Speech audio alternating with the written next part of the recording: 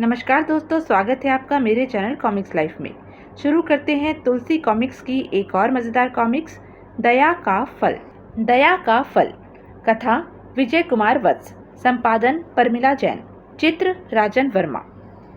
एक बार शैल नगर का राजा कमल जंगल में शिकार खेलने गया। तभी बचाओ, यह तो किसी नारी की आवाज़ है। लगता है कोई नारी संकट में है। उसने घोड़ा मोड़कर उस दिशा में दौड़ा दिया जिधर से आवाज आई थी। शीघ्र ही बचाओ। ओह, हा हा हा, यहाँ इस बीहड़ वन में कोई अवतार ही तुझे बचाने आ सकता है। रुक जाओ, मुझे हाथ मत लगाना। देखता हूँ मुझे ऐसा करने से कौन रोक सकता है। मुझे शीघ्र ही कुछ करना चाहिए, तत्काल ही। खचाक। आह। अब राजा कमल उसके समीप आया। ओह, तो राजा नगेंद्र, यह तुम हो? आह राजा कमल, तो तुमने मेरी यह दशा बनाई है। हाँ राजा नगेंद्र, उजाड़ स्थान पर अकेली व असहाय युवती पर अपनी बहादुरी दिखाने वालों की ऐसी ही दशा होना उचित है। राजा कमल, तुमने मुझे इस प्रकार घायल करके नाक के बिल में हाथ डाला है। आज मैं शोलापुर की इस राजकुमारी दामिनी को हर हाल में पाकर रहता, पर बीच में तुम आ गए। मैं इस बात को जीवन पर्यंत नहीं भूलूंगा और तुमसे तुम्हारे इस गुनाह का बदला अवश्य लूंगा। राजा नगेंद्र तब की तब देखी जाएगी। उसी समय उसका घोड़ा वहां आ गया और वो उस पर सवार हो गया। राजा कमल, इस वक्त तो मैं जा रहा हूँ, लेकिन शीघ्र ही तेरे राज्य को तहस नहस कर दूंगा, यह मेरा वादा रहा। और राजा नगेंद्र ने घोड़े को ऐड़ लगा दी। छबीले, आज तेरी परीक्षा की घड़ी है, मुझे सकुशल मणिपुर ले चल। शीघ्र ही। राजकुमारी दामिनी, तुम अकेली इस बियाबान वन में क्या करने आई थी? राजन, मैं बस भ्रमण करने आई थी, तभी इस दुष्ट राजा से मेरी मुठभेड़ हो गई। यदि आप समय पर न आते तो वह अपनी कुत्सित इरादों में सफल हो गया होता। मैं आपकी बहुत आभारी हूँ। आपके अचूक निशाने ने ही आज मेरी जीवन रक्षा की है। बताइए, इस उपकार का बदला मैं कैसे उतार सकती हूँ? बताऊं? हाँ, बताइए राजन। इस उपकार का बदला तुम सिर्फ मुझसे विवाह करके ही उतार सकती हो। क्या? हाँ राजकुमारी दामिनी, बोलो, क्या तुम्हें मेरा यह प्रस्ताव स्वीकार है? आप जैसे उदार व्यक्ति के साथ कौन युवती विवाह न करना चाहेगी राजन? तो मैं इसे तुम्हारी स्वीकृति समझूं? जवाब में दामिनी ने लजा कर पलकें झुका ली। राजकुमारी दामिनी, आओ, तुम्हें तुम्हारे राज्य छोड़ाऊं। और फिर राजा दामिनी को लेकर चल पड़ा। शोलापुर पहुंचने पर, राजा कमल, मुझे तुम्हारा प्रस्ताव स्वीकार है। उसी दिन खूब धूमधाम के साथ राजा कमल और राजकुमारी दामिनी का विवाह हो गया। उधर मणिपुर में, आह, उफ, राजवैद्य ने उसके हाथों पर औषधि का लेप किया। राजवैद्य जी, मेरे हाथ के जख्मों को ठीक होने में कितना वक्त लगेगा? महाराज, कम से कम 5-6 माह तो लग ही जाएंगे। ओह, तो क्या तब तक मैं अपंग ही बना रहूंगा? महाराज, इस अवधि में हाथों को पूर्ण आराम देकर ही ठीक किया जा सकता है। इसके सिवा और कोई दूसरा रास्ता नहीं है। उधर राजा कमल अपनी नववधू दामिनी के साथ अपने महल में प्रवेश कर रहा था। दामिनी, तुम खुश तो हो ना? आप जैसा पति पाकर मैं अपने भाग्य से स्वयं ही ईर्ष्या करने लगी हूँ महाराज। इधर मणिपुर में एक गुप्तचर राजा नगेंद्र को सूचना दे रहा था। महाराज, शोलापुर की राजकुमारी दामिनी का विवाह शैल नगर के राजा कमल के साथ हो गया है। क्या बक रहे हो गुप्तचर? कहीं तुम्हारी यह सूचना झूठी तो नहीं? क्षमा करें महाराज, पहले कभी मैंने आपको कोई झूठी सूचना दी है? यह घटना बिल्कुल सत्य और 3 माह पूर्व की है। ओह, जिस बुलबुल को हम अपने जाल में फंसाना चाहते थे, उसे मेरा दुश्मन ले उड़ा। इस बात को कतई सहन नहीं कर सकता मैं। उसने उसी समय राजवैद्य को बुलवाया। राजवैद्य जी, मेरे हाथों के घावों पर कोई ऐसी तीव्र गुणकारी औषधि का लेप कर दीजिए ताकि मैं शीघ्र ही होने वाले युद्ध का संचालन कर सकूं। महाराज, मैं पहले ही आपसे कह चुका हूं कि इन घावों को ठीक होने में पूरे 6 माह लगेंगे। इससे पहले यदि इन हाथों को ज्यादा हिलाया डुलाया गया तो ये कभी न भरने वाले नासूर बनकर रह जाएंगे। मैं कितना लाचार होकर रह गया हूँ, चाह कर भी दुश्मन को मजा नहीं चखा सकता। उफ, कितनी लाचारी है। उधर शैल नगर में, महाराज, आपके लिए एक खुशखबरी है। कैसी खुशखबरी महारानी दामिनी? महाराज, आप यानी कि मैं, यानी कि हम दोनों माता पिता बनने वाले हैं। ओह, क्या यह सच है? हाँ महाराज। दामिनी, यह शुभ समाचार सुनाकर तुमने हमें असंख्य खुशियाँ दी हैं। सहसा दामिनी के मुख पर उदासी की छाया डोल उठी। यह क्या दामिनी, खुशी के अवसर पर अचानक उदास क्यों हो गई हो? महाराज, मुझे सहसा उस पापी राजा नगेंद्र का ध्यान हो आया है। उसने आपको चेतावनी देते हुए कहा था कि शीघ्र ही वह शैलनगर राज्य को तहस नहस करके रख देगा। कहीं उसने इस बात को सत्य कर डाला तो? दामिनी, बहुत भोली हो तुम तो। मेरे जिस तीर से उसके हाथ पिन गए थे वह कोई साधारण तीर नहीं था। उस तीर का नाम मारक तीर था। मारक अपनी तरह का इकलौता तीर है। उसे मेरे गुरु ने मेरी तीरंदाजी से प्रसन्न होकर मुझे पुरस्कार में दिया था। वह तीर जिस किसी को भी लगता है, तीर लगने के 7 माह बाद ही उसका शरीर गल गल कर गिरने लगता है। राजा नगेंद्र के साथ ऐसा ही होगा। फिर वह हमारे राज्य पर क्या खाक आक्रमण करेगा? ओह, अभी तो वह अपने हाथों के घावों का उपचार करने में ही लगा हुआ होगा, इसलिए हमारे राज्य पर आक्रमण करने की बात तो उसके दिमाग में अभी होगी ही नहीं। और जिस वक्त यह बात उसके दिमाग में आएगी तब तक बहुत देर हो चुकी होगी। तब उसका शरीर गलना शुरू हो जाएगा महारानी। ओह महाराज, सुनकर भी मुझे रोमांच सा हो रहा है। राजा नगेंद्र की वह मौत कितनी क्रूर व विभत्स मौत होगी। उस पापी को ऐसी ही मौत मिलनी चाहिए थी महारानी, और वह उसे मिलेगी भी।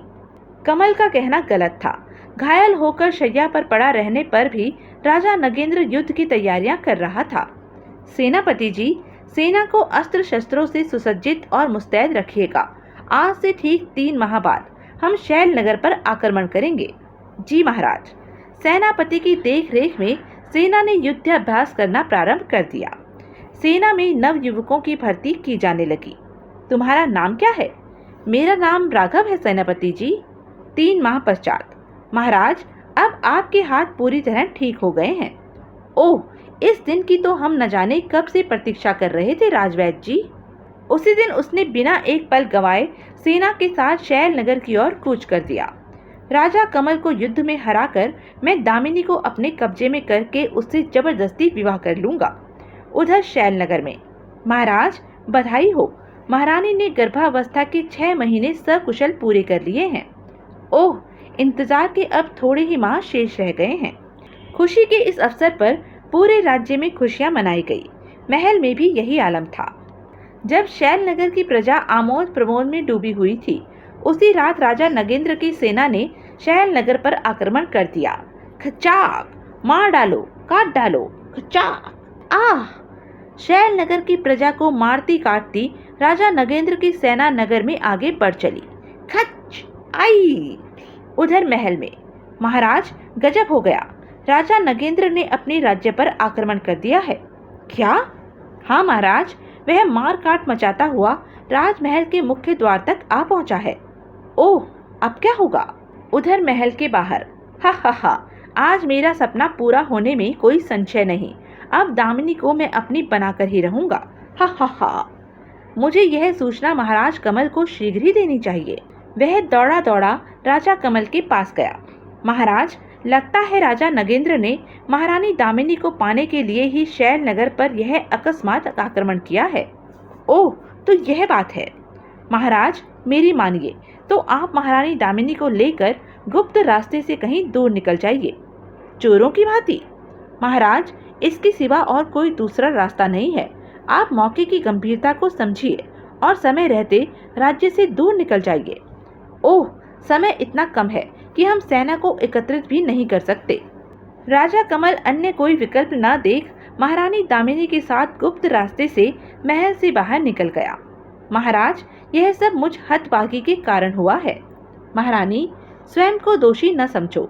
जो होना होता है वह होकर ही रहता है। शीघ्र ही वे दोनों राज्य से बाहर निकल आए। कैसी विडंबना है, चोरों की भांति अपना राज्य त्यागना पड़ रहा है। इधर शैलनगर के महल में सारा महल छान मारा, पर दामिनी और राजा कमल का कहीं अता पता नहीं चला। कहाँ गए वे दोनों? लगता है किसी गुप्त राह से निकल भागे हैं वे दोनों। ऐसा ही हुआ है। दामिनी को इस तरह अपने हाथ से निकल भागते देख राजा नगेंद्र पूरी तरह पागल हो उठा। इसी पागलपन में उसने सेना को आदेश दिया, शैल नगर के प्रत्येक भवन को मनुष्य रहित करके ईंट से ईंट बना दो। ऐसा ही हुआ। खच! शीघ्र ही। सैनिकों, वापस चलो, हमारा ध्येय पूरा हुआ। सेना मणिपुर की ओर लौट चली। कहाँ हुआ मेरा ध्येय सफल? विजय प्राप्त करके भी मैं खाली हाथ लौट रहा हूँ। दूसरी ओर, उफ महाराज, और नहीं चला जा रहा मुझसे। ठीक है दामिनी, हम यहीं ठहर जाते हैं। कमल घास फूस इकट्ठी कर वहीं एक कुटिया का निर्माण करने में जुट गया। वाह रे किस्मत, कल तक जिसके एक इशारे पर सैकड़ों राज मजदूर निर्माण कार्य में जुट जाते थे, आज वही स्वयं कुटिया के निर्माण कार्य में लगा हुआ है। सांझ होते होते कुटिया तैयार हो गई। कमल और दामिनी वहीं रहने लगे। एक माह पश्चात, उफ, यह क्या? मेरे शरीर का यह हिस्सा लाल क्यों हो गया? उसी समय राजवैद्य ने आकर उसका निरीक्षण किया। महाराज, यह तो कोढ़ के लक्षण है। क्या? हाँ महाराज, इस प्रकार का कोढ़ होने पर शरीर के अंग गल गल कर गिरने लगते हैं और शीघ्र ही रोगी की मृत्यु हो जाती है।